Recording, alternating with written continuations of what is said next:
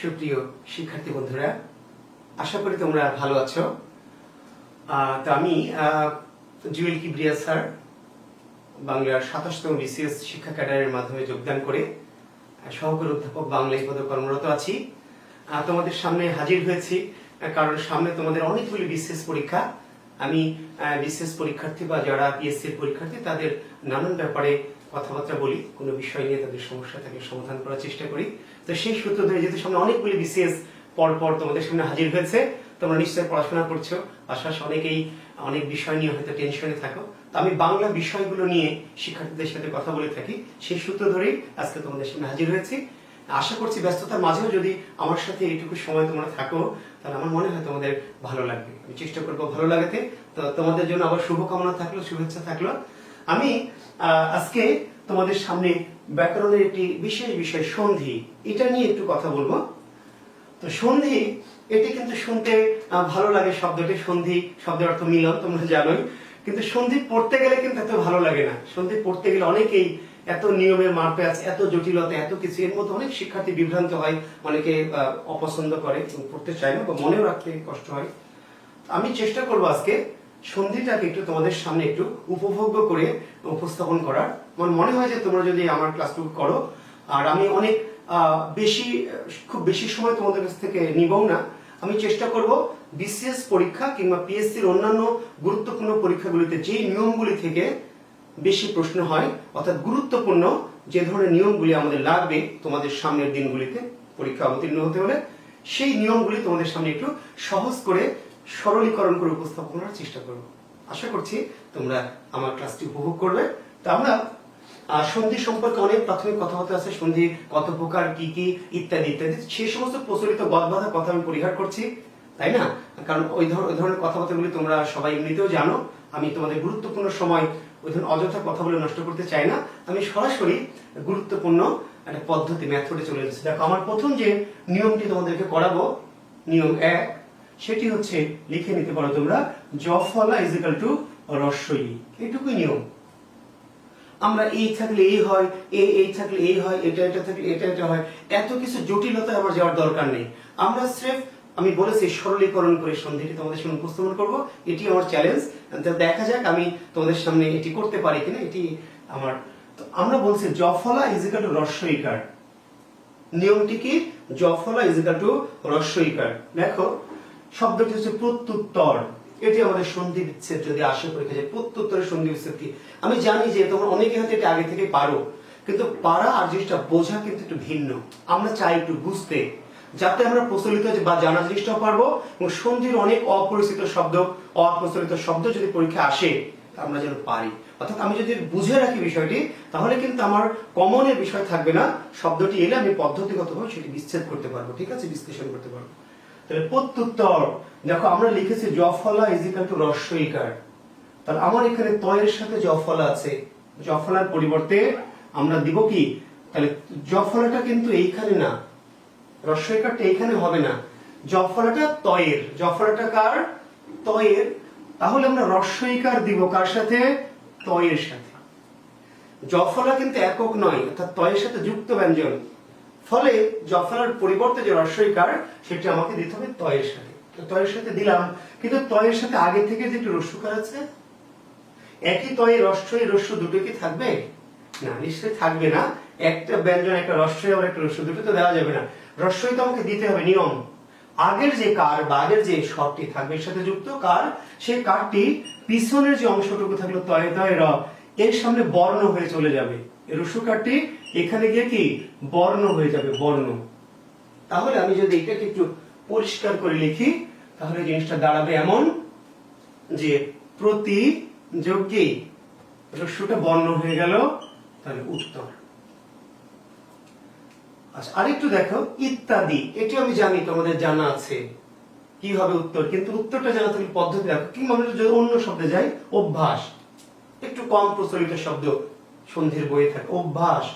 জফলা কার সাথে আছে? ভয়ের সাথে। তাহলে ভয়ের সাথে জফলার পরিবর্তে আমরা কি করব? রস্বইকার দিলাম। এখন এই যে আগে থেকে একটা কার ছিল, ভয়ে বা জফলার সাথে একটা কার ছিল, এই কারটা এখানে থাকবে, কিন্তু কার হিসাবে না, কি হিসাবে? বর্ণ হিসাবে। অর্থাৎ এই যে ভ বা জফলার সাথে যে কার, সেই কারটি এই পারে না থেকে পিছনে চলে যাবে, কিন্তু কার হিসাবে না, কি হিসাবে, বর্ণ। তাহলে অভিযোগ আকারটা কি হবে, আকারটা আ হয়ে যাবে, আ। আর দন্ত শব্দ ছিল আগে থেকে। দেখো শব্দটি অভ্যুত্থান, তাহলে জফলা ভয়ের সাথে, আমরা ভয়ের সাথে কি করবো, রস্বইকার করব, করবো তো। তাহলে এই যে রস্যকার কি এখানে থাকবে, রস্যকারটা কি হবে, এইখানে সে বর্ণ হয়ে যাবে। তো বর্ণ যদি হয় তাহলে অভিযোগ কি লিখতে হবে, উত্থান, অভিযোগ কি, এই যে উত্থান রস্য। অত্যাচার, তাহলে এবার তোমরা করতে পারবে আশা করছি। তো জফলা যুক্ত শব্দ কি এগুলি না আরো আছে, অনেক আছে, অনেক। তো কত আছে তোমার জানার দরকার নেই, তুমি শুধু যদি আসে জফলা যুক্ত শব্দ, তাহলে আমাদের যে মেথডটি এটা ফলো করবে। আমরা যদি একটু এই পাশে যাই, দেখো এটি কিন্তু কোন একটা অতি সম্প্রতি কোন একটা পিএসসি পরীক্ষা ব্যর্থ এই সন্ধি বিচ্ছেদ কি, খেয়াল করো শিক্ষার্থী বন্ধুরা। তাহলে জফলাটা কার সাথে, বয়ের সাথে আমরা কি করব, রস্বইকার করব। জফলাটা বয়ের সাথে ছিল না, আমরা রস্বইকার করলাম। এখন এখানে কি অন্য কোন কার ছিল আগে থেকে, আমরা বলেছি অন্য কোন কার যদি থাকে তাহলে সেটা পাশে গিয়ে কি হবে, বর্ণ পরিণত হবে। কিন্তু এখানে তো অন্য কোন কার নেই, তাহলে বোঝেন কোনো কার নেই, তার মানে একটা অ আছে। যেই ব্যঞ্জনে কোনো কার নেই বা আগে থেকে ছিল না, সেখানে ধরে নিতে হয় যে মনে মনে একটা কি অ, অ বয়ের সাথে একটা অ ছিল, এই অটা কি হবে এবার এখানে গিয়ে বর্ণ হয়ে যাবে। তাহলে কি দাঁড়াবে, অ আর থয় রেপ, তাহলে অর্থ। যদ্যপি, জফলাকার দয়ের সাথে, তাহলে জফলাটা উঠে গিয়ে রস্বইকার হলো।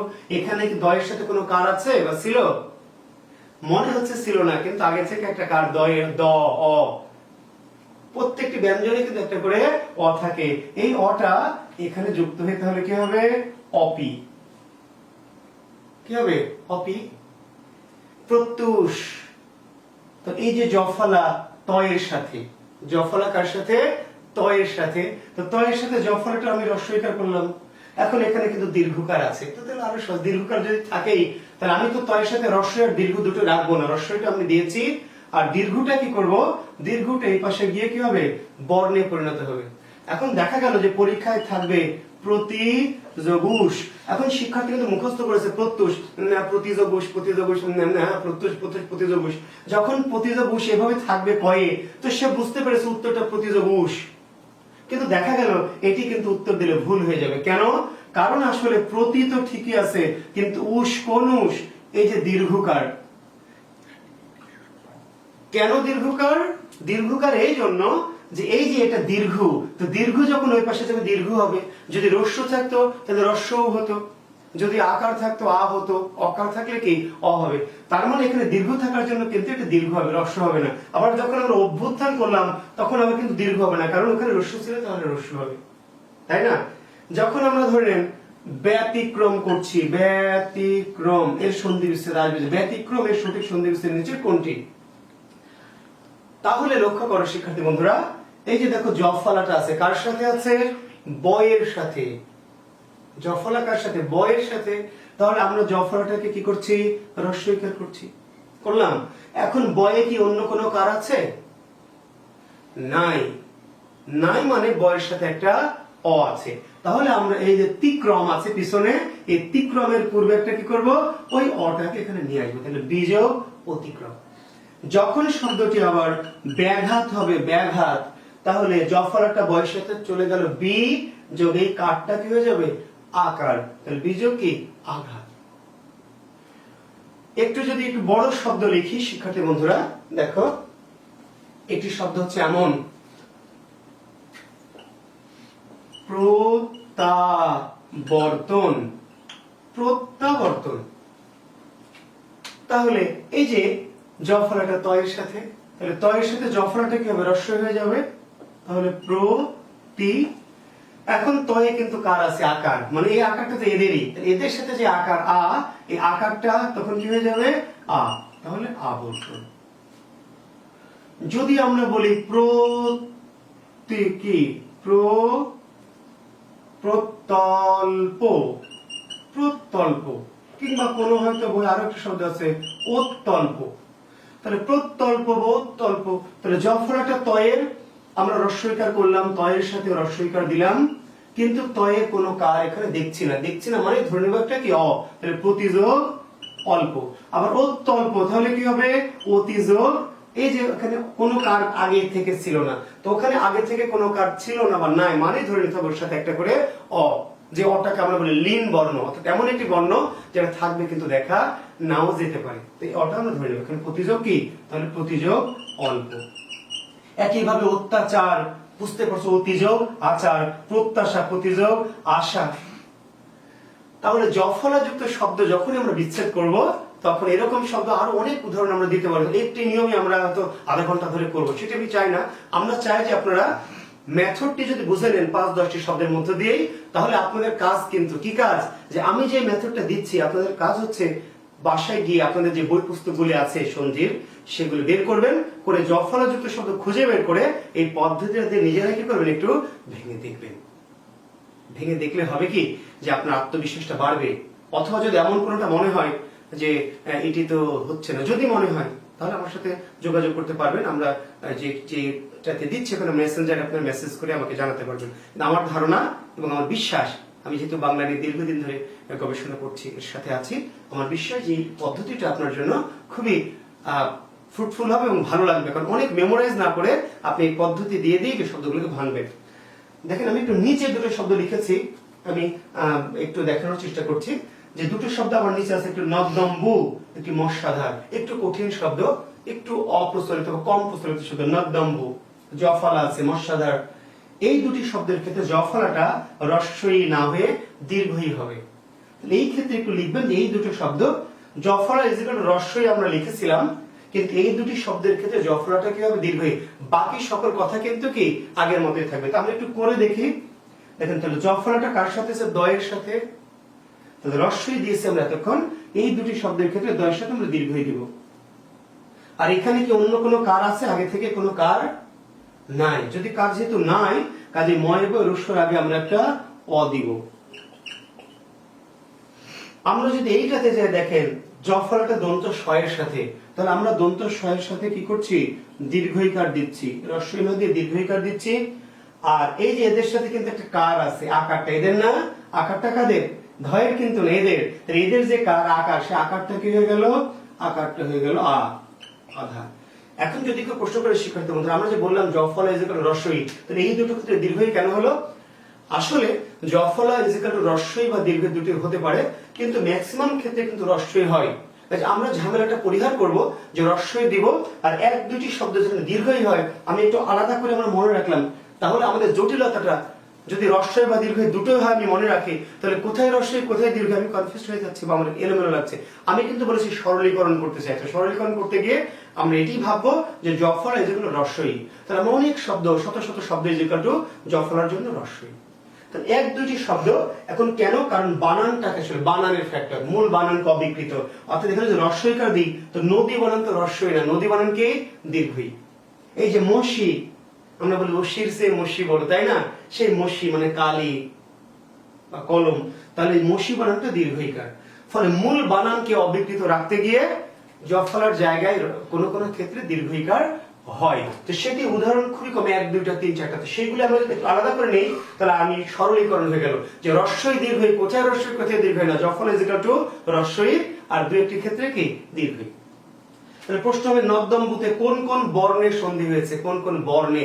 শিক্ষার্থী বন্ধুরা একটা জিনিস খেয়াল করবেন, যখন আমরা শব্দটাকে ভাঙতে পারবো তখন প্রথম শব্দের শেষ বর্ণ আর শেষ শব্দের কি প্রথম বর্ণের দুটোতে সন্ধি হয়। এই কথাটি আপনারা জানেন। সন্ধি কোন কোন বর্ণে হয়েছে যদি বলে, তাহলে বিচ্ছেদ করে আমরা দেখব প্রথম শব্দের শেষ আর শেষ শব্দের প্রথম। তাহলে নদ্দম্বু কোন কোন বর্ণে, দীর্ঘই যোগ অ, দীর্ঘই যোগ অ। যদি আপনাকে বলে প্রত্যাবর্তন কোন কোন বর্ণের সন্ধি হয়েছে, তো আপনি বিচ্ছেদ করে নেবেন, বিচ্ছেদ দেখলেন প্রতিযোগ আবর্তন, তাহলে এই শব্দের শেষ বর্ণ কি, প্রতি শব্দের শেষ বর্ণ কি ই, আর আবর্তনের প্রথম বর্ণ কি এই যে আ, তাহলে সন্ধি হয়েছে কি ই যোগ আ। এখন প্রতির যে শেষ বর্ণ ই সেটা জানেন তো, ত কিন্তু না, প্রতি, এই ইকার তয়ের কি পরে, অনেকে এটুকু বোঝে না। তো বিশেষ পরীক্ষা দিতে হলে আপনাদের ধ্বনি তত্ত্বটাকে ভালো বুঝতে হবে। আমরা ধ্বনি তত্ত্ব নিয়ে হয়তো একটা ক্লাস দেওয়ার চেষ্টা করবো আমি। তো আপনারা যেমন ধরেন প্রত্যল্প দিছে, প্রত্যল্প, তাহলে প্রতি শেষ বর্ণ কিন্তু ত নয়, শেষ বর্ণ কি ই, ই, তাহলে এখানে ই যোগ কি অ, তাহলে এখানে ই যোগ আ আর এখানে ই যোগ কি অ। ঠিক আছে শিক্ষার্থী বন্ধুরা, একটা জিনিস শুধু খেয়াল করবেন, এই জ ফলাটা কিন্তু যে কোনো জায়গায় থাকলে হবে না। জ ফলা ইজ ইকুয়াল টু রস্বইকার, জ ফলাটাকে কোথায় থাকতে হবে, একটু মাঝামাঝি, একদম শব্দের মেপে মেপে মাঝখানে নয়, কিন্তু জ ফলাটা যেন মোটামুটি একটু মাঝামাঝি থাকে সেটা একটু খেয়াল করবেন। তাহলে যদি শব্দের মাঝামাঝি জ ফলা থাকে তাহলে জ ফলাটা রস্বইকারে পরিণত হবে, সেটি আমরা দেখলাম। আর দুই একটি ক্ষেত্রে জ ফলাটা রস্বই না হয়ে দীর্ঘই হবে, কিন্তু মেথডটা বা বাকি নিয়মগুলো কি একই রকমের। আমরা আরেকটি জিনিস আপনাদের দেখাবো, এই নিয়মটি কিন্তু খুবই গুরুত্বপূর্ণ। বিসিএস, প্রাইমারি, ব্যাংক, নিবন্ধন সহ যত রকম পরীক্ষা সে পিএসসির, সেখানে দেখবেন ব্যর্থ বা প্রত্যাবর্তন কিংবা যদ্যপি কিংবা গত্যন্তর বা প্রত্যুষ এই টাইপের শব্দগুলো কিন্তু নানান পরীক্ষায় এসছে, পিএসসির প্রশ্নগুলো ফলো করে দিতে। আমরা এবার আরেকটি নিয়ম আপনাদের করাতে চাচ্ছি, সেই নিয়মটির নাম হচ্ছে ব ফলা ইজ ইকুয়াল টু রস্য। এটি অনেকের কাছে জটিল, কিন্তু আমি আবার বলেছি যে আমার উদ্দেশ্য হচ্ছে আপনাদের কাছে সন্ধি নামক এই ভয়ানক ভীতিকর বিষয়টাকে একটু সরলীকরণ, দুর্বোধ্য জিনিসটাকে একটু সহজ করে উপস্থাপন করতে চাই, সেটি আপনারা একটু ফলো করেন আমাকে। তাহলে আমরা লিখছি, এবার আগের নিয়মটা লিখেছিলাম জ ফলা ইজ ইকুয়াল টু রস্বই, এবার লিখছি ব ফলা ইজ ইকুয়াল টু কি রস্য উ। দেখেন একটি শব্দ হচ্ছে অনিত, একটি শব্দ হলো অন্বেষণ, একটি শব্দ হচ্ছে পশ্চধম, একটি শব্দ হলো পশ্চাচার, একটি শব্দ হলো স্বাগত, একটি শব্দ হলো তন্নি, একটি শব্দ ধরেন মনন্তর, একটি শব্দ হচ্ছে অন্যয় ইত্যাদি। আমরা ধরে নিচ্ছি, কারণ আপনাকে 100টা উদাহরণ ভেঙে বুঝতে হবে না, আপনাকে আসলে দুটো উদাহরণ দিয়ে বোঝানো যাবে। আপনার কাজ হচ্ছে, আমার কাজ হচ্ছে যে আপনাকে দুটো বা তিনটা বা পাঁচটা 10টা উদাহরণ দিয়ে জিনিসটাকে মেথডটাও ধরিয়ে দেওয়া, আর আপনার কাজ হচ্ছে রুমে গিয়ে এই ধরনের যে চিহ্নযুক্ত শব্দ সেগুলোকে আপনি খুঁজে বের করে কি করবেন, অর্থাৎ এই মেথডের শব্দগুলোকে আপনি বের করবেন, আরো কিছু বের করে আমার এই মেথডটা দিয়ে ভেঙে দেখবেন যে আসলে আমার কথাগুলি কি মিলছে কিনা, বা আসলে আমার কথা সত্যতা আছে কিনা সেটা চেক করবেন। যদি আপনি বুঝতে পারেন যে সত্যতা আছে, তাহলে আপনার আর এই সন্ধি নিয়ে কোনো সমস্যা বা ঝামেলাটা থাকবে না। তো আমরা একটু এবার যাই পদ্ধতিতে, একটু আপনাকে বোঝানোর চেষ্টা করি। আসলে আগের নিয়মটার মতোই, আগের যে নিয়মটি করালাম একই রকম। ওখানে বললাম জ ফলা ইজ ইকুয়াল টু রস্বই, তাহলে জ ফলা কারোর সাথে ছিল, ব ফলাও কিন্তু একা থাকবে না, ফলা কখনো একা থাকে না, তাহলে ফলাটা কারোর সাথে কি যুক্ত আছে। এখানে একটু লক্ষ্য করেন শিক্ষার্থী বন্ধুরা, ফলাটা ব ফলাটা নয়ের সাথে যুক্ত আছে, আছে না? তাহলে আমরা বলেছি যে ব ফল ইজ ইকুয়াল টু রস্য, তাহলে এই ব ফলার পরিবর্তে কি রস্য, রস্য দিলাম, কিন্তু নয়ের সাথে যে আগে থেকে ইকার আছে, তো একই নয়ে একটা ইকার আর একটা উকার দুটোই কি থাকবে না, তাহলে আমরা ব ফলার জন্য রস্যকার দিব, এটা আমাদের নিয়ম, দিতেই হবে। আগের যে কারটি থাকবে সেটি কি হবে, ওই যে আগে যা হয়েছিল গত নিয়মটাতে, এই আগের কারটি পরের যেটুকু অংশ থাকলো তার সামনে বর্ণ হয়ে যাবে। তাহলে আমার এই যে কার, এই কারটি এই যে পিছনে আমি এই পর্যন্ত রেখে এই তয়ের পূর্বে কি করব, ওইটাকে আমি বর্ণ, অর্থাৎ কারটা এসে বর্ণ হয়ে যাবে। তাহলে অনুযোগ কি ইত, অনুযোগ ইত। অন্বেষণ, এটা কমন পড়বে আপনাদের, অনেকে মেমোরাইজ করেছেন অনুযোগ এশান, কিন্তু কেন হচ্ছে দেখেন, খুব সিম্পল, অর্থাৎ নয়ের সাথে ব আছে, এটাকে আপনি রস্যকার করবেন, তাহলে অনু। একারটা কি হবে, এখানে তো থাকতে পারবে না, কারণ একই নয়ের সাথে উকার আর একার না, তাহলে একারটা পিছনে শন আছে, এই শনের পূর্বে কি হবে, এ হয়ে যাবে। পশ্চধম, একটু আনকমন, একটু অপরিচিত শব্দ, দেখেন এই ছয়ের সাথে ব ফলা রস্য উকার, তাহলে এখানে আমরা ছয়ের সাথে রস্য উকার দিলাম, এখানে এখন কোনো কার নেই। আমরা বলেছিলাম যে কার থাকলে পাশে বর্ণ হয়ে যাবে, কিন্তু এখানে কোনো কার আমরা দেখছি না, ছয় বয়ের সাথে কার নেই, মানে বুঝে নিতে হবে ওখানে একটা অ, যেই ব্যঞ্জনে কোনো কার নেই, যুক্ত নেই, তাহলে ওখানে একটা অকার আছে, অটাকে আমরা পিছনে দিয়ে দেব, কার নেই মানে অ ধরে নিতে। পশ্চাচার, তাহলে এইখানে ছয়ের সাথে ব আছে, হয়ে গেল কি পশু, এখন এখানে কার আছে না নাই, এর সাথে কিন্তু কার আছে, আকার, তাহলে আকারটা কি হবে আ হবে। এখন যদি বলে পশ্চাৎ শব্দে কোন কোন বর্ণের সন্ধি হয়েছে, তাহলে তার উত্তর হচ্ছে পশুর শেষ বর্ণ হচ্ছে উ, আর আচারের প্রথম শব্দের শেষ বর্ণ আর শেষ শব্দের কি প্রথম বর্ণ, তাহলে সন্ধিটা হলো উযোগ কি আ, উযোগ আ, উযোগ আ। এবং এটি কোন সন্ধি, তার উত্তর এখানে বেড়ে গেছে, দুটো স্বর মানে স্বর। কোন সন্ধি? যদি বিচ্ছেদ আমরা করতে পারি, খুবই সিম্পল, প্রশ্ন নানান ভাবে আসবে, কোন সন্ধি, কোন কোন বর্ণে, কোন পদ্ধতিতে, আপনাকে কিছুই পড়তে হবে না। সন্ধিতে যত রকমই প্রশ্ন আসুক, যত রকম পেঁচিয়ে প্রশ্ন হোক, আপনাকে আসলে জানতে হবে শব্দটা বিচ্ছেদ, আর বিচ্ছেদটা যদি আপনি শুদ্ধ করতে পারেন, তাহলে বাকি যত প্রশ্ন আসবে সব আপনি বিচ্ছেদ থেকে উত্তর দিয়ে দিবেন।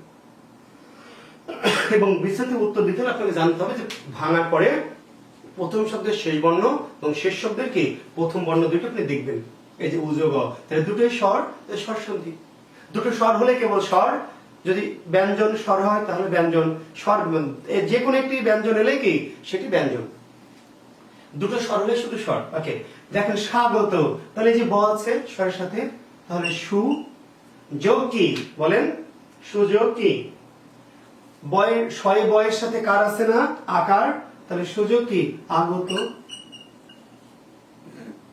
এই যে তো নেই, ব আছে নয়ের সাথে, খুব মজার সন্ধি বিচ্ছেদ, ব নয়ের সাথে আছে, তাহলে আমরা নয়ের সাথে রস্যকার করলাম।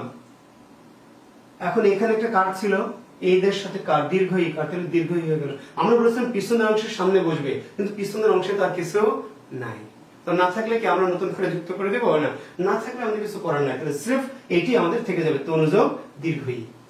অর্থাৎ এই কার্ডটি পিছনের অংশের সামনে বসার কথা ছিল, কিন্তু পিছনে কোনো অংশ আর নাই, তাহলে এটাই থেকে যাবে।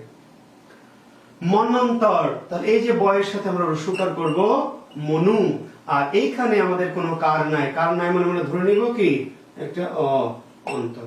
এই যে অন্যয়, তাহলে বয়েস নয়ের সাথে ব, তাহলে আমরা ধরে নেব অনু, এখানে কোনো কার নাই শিক্ষার্থী বন্ধুরা, কোনো কার নাই, কোনো কার যদি না থাকে তাহলে আমরা এখানে একটা ধরে নিব কি অ।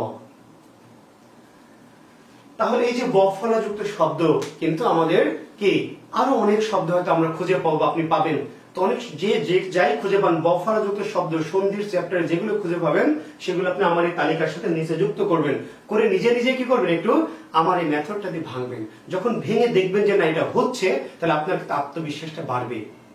তখন আপনি যে কোনো শব্দ অপ্রচলিত, দুর্বোধ্য, একটু কঠিন বা কোনো বই নাই এমন শব্দ পরীক্ষক হয়তো আপনাকে দিয়েছে পরীক্ষায়, কিন্তু আপনি আটকে যাবেন না যদি আপনার এই মেথডগুলি ঠিকমতো আপনি অ্যাপ্লাই করেন। কিন্তু শুধু শুনে রেখে দিলে হবে না, আপনাকে কিন্তু এই যে আমার এই মেথডটাকে দিয়ে প্র্যাকটিস করতে হবে। অন্য আরো নতুন শব্দ, আমি 10টা শব্দ দেখেছি, আপনি খুঁজে আরো 5টা 10টা শব্দ বের করবেন, করে আবার মেথডটা অ্যাপ্লাই করবেন, তাহলে দেখবেন যে আপনার আত্মবিশ্বাস বাড়ছে এবং সন্দেহে আপনার এই ভীতিটা আর থাকছে না। একটি নিয়ম, অনুস্বার ইজ ইকুয়াল টু, দেখেন ময়ে হস, অনুস্বার ইজ ইকুয়াল টু ময়ে হস, খুবই সিম্পল একটি নিয়ম। সেফ নিয়মটা হচ্ছে অনুস্বার ইজ ইকুয়াল টু ময়ে হস। এখন দেখেন এই পরীক্ষায় আসছে সংসার, তো আমরা সবাই পারছি, সব শিক্ষার্থী প্রাইমারি যে পরীক্ষা দিবে সেও পারছে, বিসিএস দিবে, নিবন্ধন দিবে, সংসার সংযোগ সার জানা আছে, মুখস্থ আছে, সে বলে দিল সংযোগ সার।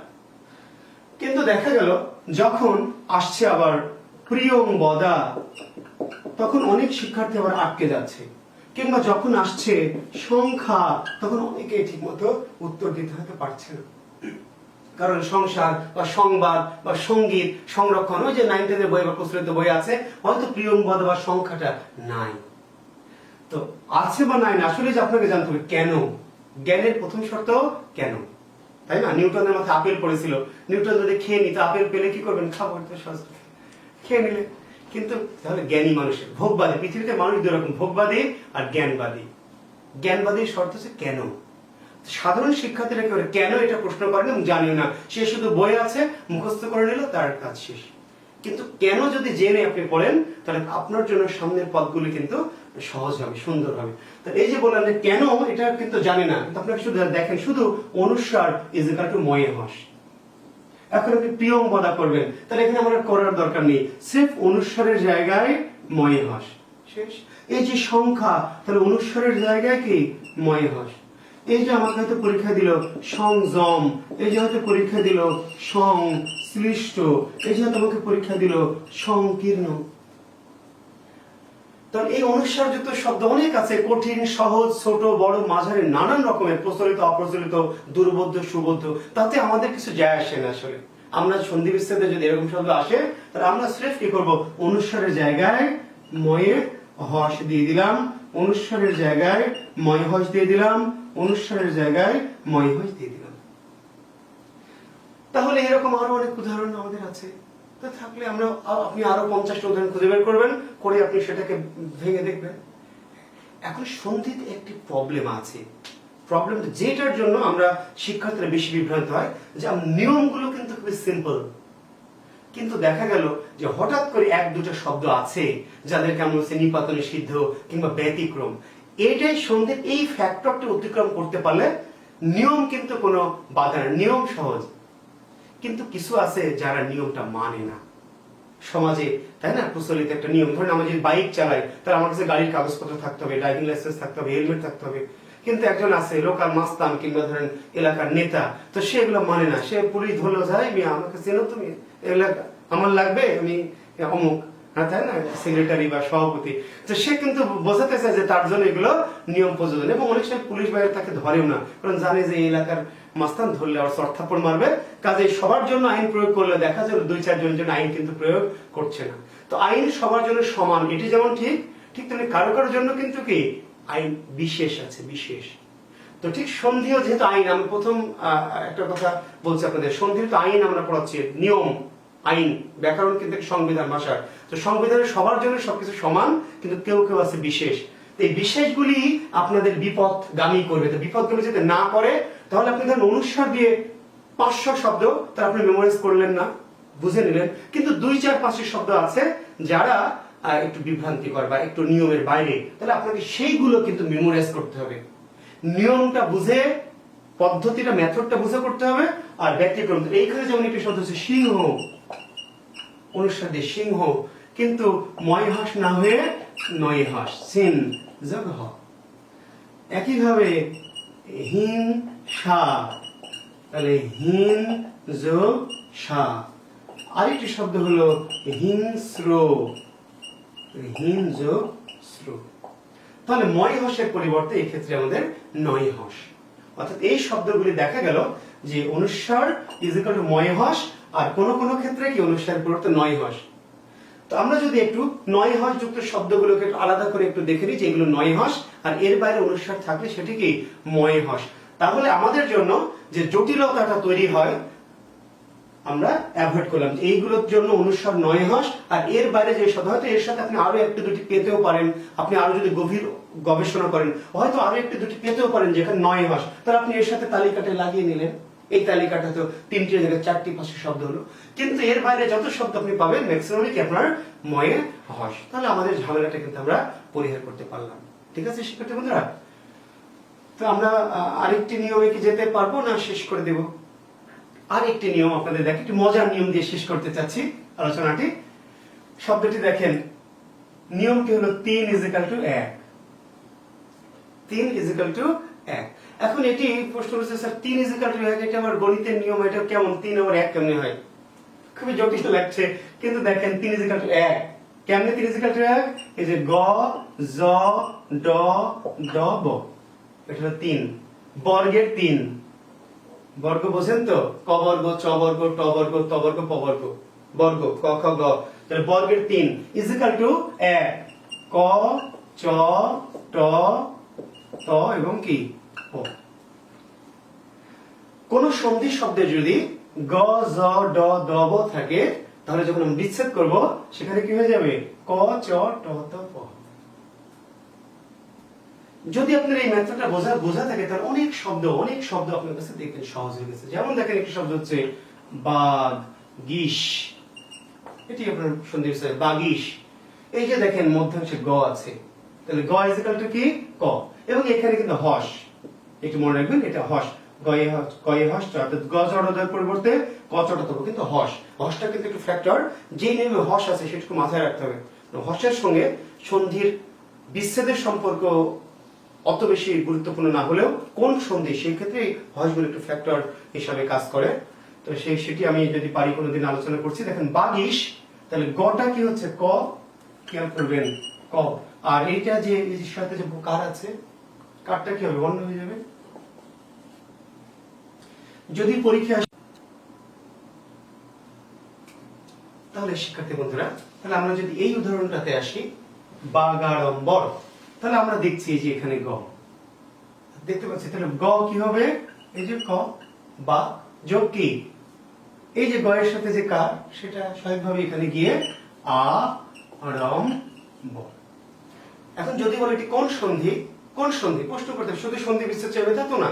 তাহলে আমরা দেখব প্রথম শব্দের শেষ বর্ণ কি ক, আর শেষ শব্দের প্রথম বর্ণ কি আ, তাহলে ক প্লাস আ, তাহলে ব্যঞ্জন প্লাস স্বর, তাহলে ব্যঞ্জন প্লাস স্বর ইজ ইকুয়াল টু কি, ব্যঞ্জন। শুধু দুটো স্বর হলেই স্বরসন্ধি। যখন প্রথম শব্দের শেষ আর শেষে এই দুটোই স্বর, তখন স্বর আর অন্য যা কিছু ঘটবে ব্যঞ্জন। তাহলে আমরা সন্ধি নির্ণয় করতে পারছি কোন কোন বর্ণের সন্ধি। শুধু আমাকে বিচ্ছেদটা যদি আমরা শুদ্ধ করতে পারি, তাহলে অন্য কোনো প্রশ্ন, কোনো পরীক্ষাকে আপনাকে আটকাতে পারবে না, যদি আপনি এই পদ্ধতিগুলি ভালো বোঝেন। আমরা যদি ধরে নিয়ে আসি দিগন্ত, খুব সিম্পল, আপনারা জানেন তো, মুখস্থ আছে দিক যোগন্ত, এই যে গ, তাহলে কি দিক যোগ এই যে গ এর সাথে কোনো কারণ নাই, তাহলে একটা অ ধরে নিলাম। যদি পরীক্ষা আসে দিগন্ত এসে পরীক্ষা আসবে সুবন্ত, সুবন্ত, তাহলে এই যে ব, এই যে ব ইজ ইকুয়াল টু কি, এই যে প, তাহলে বটা হয়ে গেল প, সু যোগ কি অন্ত। পরীক্ষা আসতে পারে নিজন্ত, নিজন্ত, তাহলে এই যে জ ইজ ইকুয়াল টু কি চ, তাহলে এই যে নিজ যোগ কি, এখানে একটা অ ধরে নিব আমরা অন্ত। পরীক্ষা আসবে তদবধি, তাহলে কি করবে এখানে দ, এই যে দ এর পরিবর্তে কি ত, তাহলে হস দিতে হবে, আমরা বলেছি তত যোগ, এখানে কোনো কার নাই, কি ধরবো আমরা অবধি। শিক্ষার্থী বন্ধু এখন খেয়াল করো, বইয়ে দেখবা যে তয়ে হস দেওয়া নাই, খণ্ডত্ব দেওয়া আছে। মজার বিষয়, তয়ে হস এটা ইজ ইকুয়াল টু কি খণ্ডত্ব, মানে খণ্ডত্বটা কিন্তু বর্ণ না, এই তয়েরই কি একটা রূপ। তো যখন আমরা তয়ের নিচে খণ্ডত্ব দেই, তখন এইটা ইজ ইকুয়াল টু আমাদের কি করতে হয়, খণ্ডত্ব লিখতে হয়। অর্থাৎ এটা হলো ত আর তয়ে হস, এইটা ইজ ইকুয়াল টু খণ্ডত্ব। ফলে আমরা অন্যগুলোতে চয়ে হস দিচ্ছি, পয় হস, কয় হস, এগুলো হস, কিন্তু যখন আমি তয়ে হস দিব, তখন এই তয়ে হস না লিখে এটা পরিবর্তে লিখতে খণ্ডত্ব। তৎযোগ অবধি। যদি পরীক্ষা আসে তদন্ত, কি হবে বুঝতে পারছো, এই যে দ, তাহলে তয় তয় হস, তো তয় হসের বদলে আমরা লিখব খণ্ডত্ব যোগ কি, এখান থেকে অ ধরে নিব অন্ত। যদি আমাদের আসে স দু পাই, স দু পাই, তাহলে দটা হয়ে যাচ্ছে কি, এই যে তয় হস বা খণ্ডত্ব, তাহলে সৎ যোগ এই যে উকারটা কি হবে, উ হয়ে যাবে। যেখানে কোনো কার নাই বলে আমরা অ নিলাম, আর যেখানে কার আছে তাহলে শত যোগ কি, এই যে উপায়। পরীক্ষা হয়তো আমরা লিখবো এমন একটি শব্দ তদুত্তর, এটি যদি সন্ধি বিচ্ছেদ চাই, তাহলে আমরা কি করবো, যে দ, তাহলে দ এর পরিবর্তে খণ্ডত্ব, তৎ যোগ কি, এই যে উত্তর। তাহলে অনেক শব্দ এমন হয়তো আমরা দেখাতে পারবো, পরীক্ষা হয়তো আসবে এমন স রা নন, এর সন্ধি বিচ্ছেদ কি সরানন। তাহলে এই যে দেখো ড, এই ড এর আরেকটা রূপভেদ, এগুলো আমরা ধ্বনিতত্ত্বের ক্লাসে হয়তো তোমাদেরকে চেষ্টা করব। অর্থাৎ ড আর ড বিন্দু র একই কিন্তু, অর্থাৎ এটি হলো ড, আর এই ড এর সাথে যদি আমরা বিন্দু দিই, কপালে একটা টিপ দিয়ে দিলাম, ঠিক আছে, তাহলে এটা হলো ড শূন্য র। আবার একই ভাবে ঢ, এরই একটা রূপভেদ কি, এই ঢ এর নিচে বিন্দু র। তো এই যে আমরা এখানে সরানন, তাহলে আমরা ধরে নেব ড বা ড শূন্য র ইজ ইকুয়াল টু ট, এটা মানে এটা, এটা মানে এটা। তাহলে এখন আমরা কি লিখবো, তাহলে এটা ট, এটা ইজ ইকুয়াল টু কি হবে ট, তাহলে আমরা লিখলাম শর্ট, আকারটা কি হয়ে গেল আনন। ঠিক আছে, তাহলে আমরা আবার বলছি এইরকম শব্দ, আবার বলছি শুধু 10টি নয়, 12টি নয়, 15টি নয়, অন্তত 200-500 শব্দ আছে, যে শব্দগুলিতে আপনি যদি একটু পদ্ধতিটা মনে রাখেন, যে গ জ ড দ ব, এগুলো যদি শব্দের মধ্যে থাকে, সাধারণত বিচ্ছেদের সময় গিয়ে সেগুলি কি হয়, ক চ ট ত প হয়। যেটাকে আমরা মজা করে বলেছি 3 = 1, অর্থাৎ বর্গের 3 নম্বর বর্ণ যদি থাকে, তাহলে বিচ্ছেদের সময় কি হয়, যে বর্গের 1 নম্বর বর্ণে পরিণত হয়। তো এই ভাবে আমরা কিন্তু, আমি চেষ্টা করলাম যে কিভাবে আসলে দেখো, অনেক জটিল বিষয়টা যখন মেমোরাইজ করছি তখন জটিল হয়ে যাচ্ছে, মনে থাকছে না, বা অনেক উদাহরণ আমাদের বইয়ে নাই। আপনার কাছে যেহেতু একটি, দুইটি, তিনটি বই আছে, বাট যে পিএসসি পরীক্ষক তার কাছে তো অন্য অনেক বই হয়তো আছে, শহীদুল্লাহর বই আছে, সুনীতি কুমারের বই আছে, মুনির চৌধুরীর বই আছে, হাক মহম্মদের বই আছে, আপনার কাছে তো প্রফেসর আছে, বোরাকল আছে। বা আরেকটা বই আছে, কিন্তু এমন এক উদাহরণ যেটা আপনার বই নাই, থাকতেও পারে, কারণ পরীক্ষক তো অনেক জ্ঞানী, অনেক কিছু সে জানে। কিন্তু পরীক্ষক যত কিছুই জানুক, আমরা যে মেথড বললাম যে আমার শব্দটি পরিচিতি হওয়ার দরকার নেই, শব্দটি আমার কমন আসার দরকার নেই, আমরা যদি সিম্বলগুলিকে মিলাতে পারি শব্দের মধ্যে থেকে, তাহলে অনায়াসে কিন্তু আমরা অপ্রচলিত বা দুর্বোধ্য বা একটু মানে যেটা আমাদের দেখা নেই এমন শব্দ আমরা সহজেই সন্ধি বিচ্ছেদ করতে পারবো, সন্ধি নির্ণয় করতে পারবো, এবং কোন কোন বর্ণে হয়েছে সেটি আমরা অনায়াসে উত্তর দিতে পারবো। তো আশা করছি আমরা চেষ্টা করেছি, তবে সন্ধির নিয়ম কিন্তু এগুলোই নয়, আরো অনেক নিয়ম আছে। আমি চেষ্টা করলাম সংক্ষেপে তোমাদের অল্প সময়ে যে নিয়মগুলো আমার কাছে একটু বেশি গুরুত্বপূর্ণ মনে হয়েছে সেগুলি তোমাদের কাছে একটু শেখালাম। তোমরা একটু প্র্যাকটিস করে আগে দেখবে, যদি তোমাদের মনে হয় যে হ্যাঁ স্যার এই পদ্ধতিগুলো আমাদের ভালো লাগছে বা মজা লাগছে, তাহলে হয়তো আরো কোনো একটা দিন হয়তো হাজির হব সন্ধির আরো কিছু গুরুত্বপূর্ণ নিয়ম নিয়ে। তো সে পর্যন্ত তোমরা ভালো থেকো, সুস্থ থেকো, সুন্দর থেকো। আল্লাহ হাফিজ।